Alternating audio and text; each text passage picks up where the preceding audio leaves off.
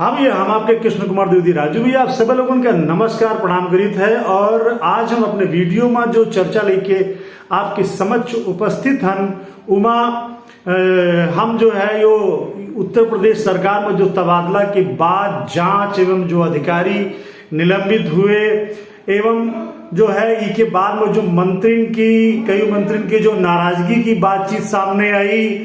और यह नाराजगी की बातचीत लगातार राजनीतिक चर्चा में रही कि एक राज्य मंत्री के इस्तीफे का मामला भी जो है वो एकदम पूरी भाजपा और पूरे राजनीतिक दलन में चर्चा का विषय बन गया। जी हाँ, हम बात कर रहे हैं उत्तर प्रदेश की योगी सरकार में जल संचयन राज्य मंत्री, जल शक्ति राज्य मंत्री दिनेश खटीक की। दिनेश खटीक जी का जो इस्तीफे की जो बातचीत है, उनका जो अमित शाह का जो चिट्ठी भेजी है, वो चिट्ठी की जो चर्चा है वो इस समय पूरे राजनीतिक हलकन में बहुत तेजी के साथ हो रही है।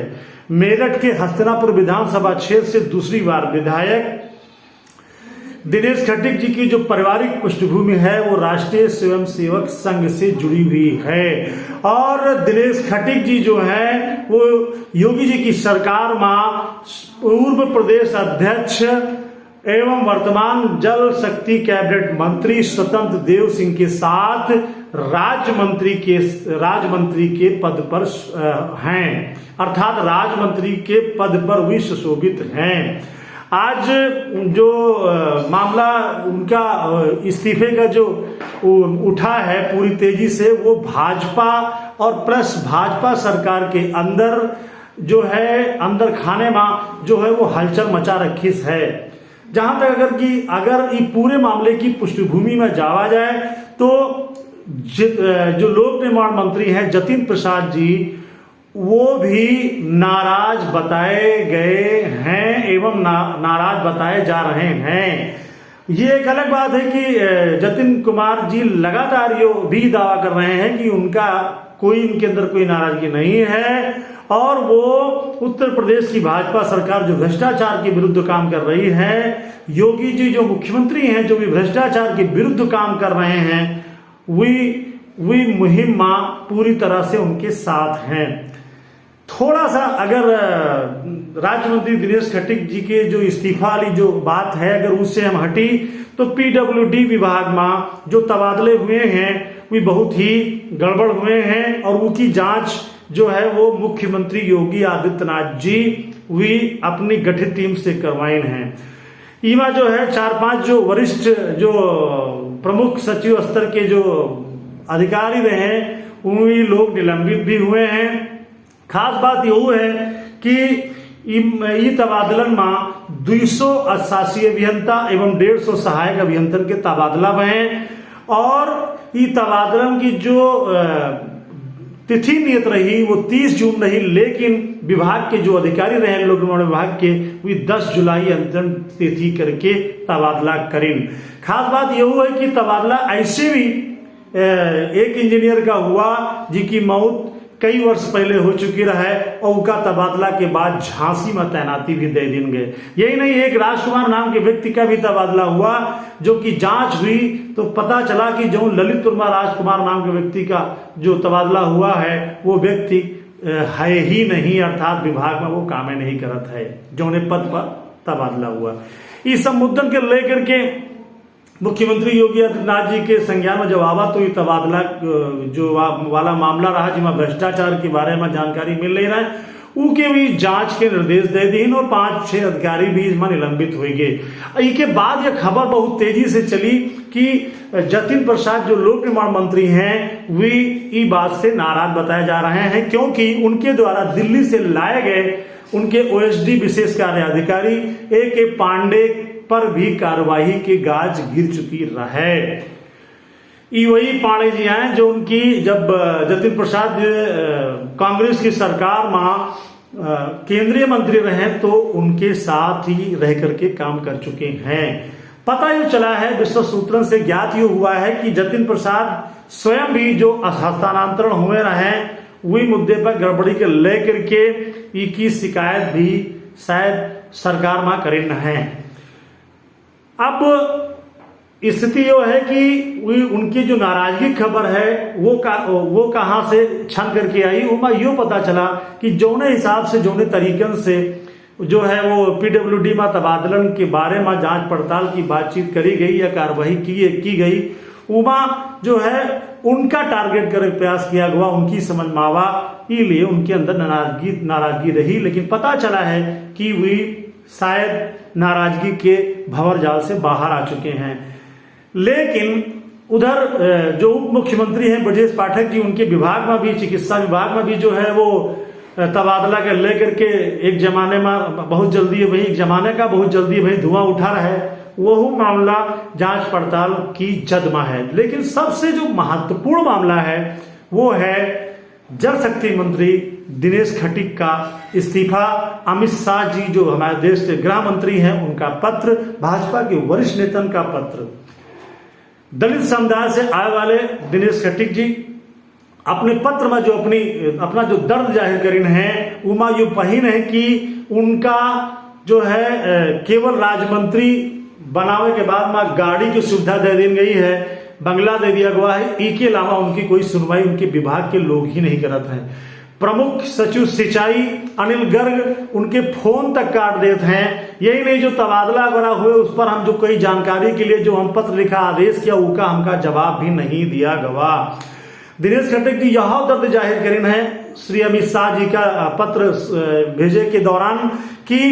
उनके विभाग में जो ठोस निर्णय लिए जाते हैं उनके उनका जानकारी ही नहीं होता है, जबकि वे दलित समुदाय से आवत हैं और प्रधानमंत्री श्री नरेंद्र मोदी जी, गृह मंत्री श्री अमित शाह जी, मुख्यमंत्री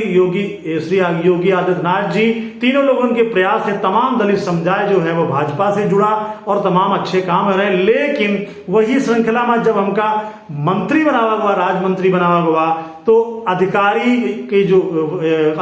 के जो समूह है वो उनका कोई तवज्जो नहीं देते है, जिससे हम ही नहीं बल्कि अन्य दलित समुदाय भी आहत है। ऐसे में राज्यमंत्री के पद पर रहना ही बेकार है। सबसे जो महत्वपूर्ण और जो तहलका मचाने वाली चीज भैया रही वो यूं रही कि राज्य मंत्री दिनेश खटीक जी यो भी आरोप लगा के बिल्कुल एकदम हड़कम मचा दीन कि जो प्रधानमंत्री श्री नरेंद्र मोदी जी की जो बहुत ही महत्वाकांक्षी योजना है नमामि गंगे, उमा भी जमकर भ्रष्टाचार किया जा रहा है। जी हाँ, नमामि गंगे योजना में भी जमकर भ्रष्टाचार किया जा रहा है और भ्रष्टाचार का जो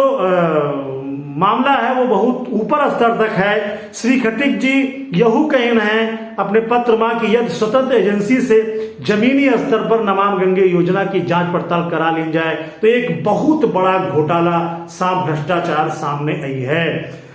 राज्य मंत्री आहत, राज्य मंत्री दिनेश खटीक जी ही नहीं रुके, वो यहू कहन कि जो हमारे विभाग में तबादला हुआ उमा भी भ्रष्टाचार हुआ है। हमार कोई, उनका कहना रहा कि हमार कोई विभाग में सुनते ही नहीं है, हमका कोई तवज्जो ही नहीं है, नौकरशाह जो करत है वो अधिकारी जो करत है अपने मनमानी करत है। ऐसा क्या कारण है कि हमारे साथ ये व्यवहार किया जा रहा है? एक दलित के साथ ऐसा व्यवहार करना बिल्कुल ही गलत बात है। जैसे इधर दिनेश खटीक जी का पत्र वायरल हुआ वैसे तुरंत जो है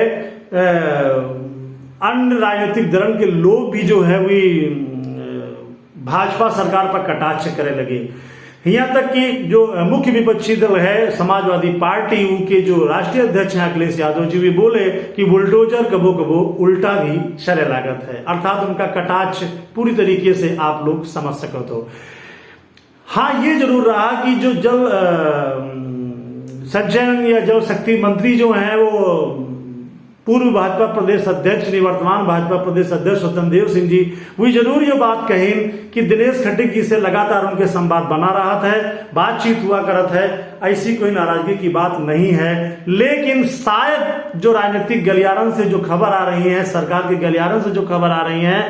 उमा यहू भी पता चला है कि मंगलवार की हुई बैठक में दिनेश खटीक एक ऐसी ही विभागीय बैठक का छोड़ के बीच में ही चले आए हैं। अब फिलहाल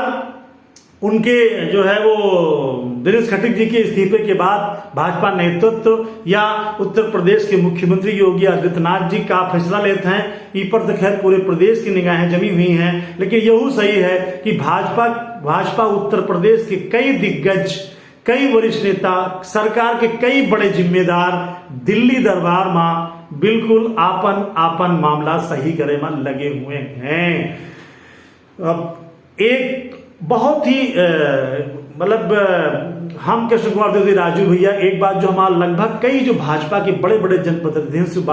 बातचीत जो हुई है, वो यही बात छन करके आई है कि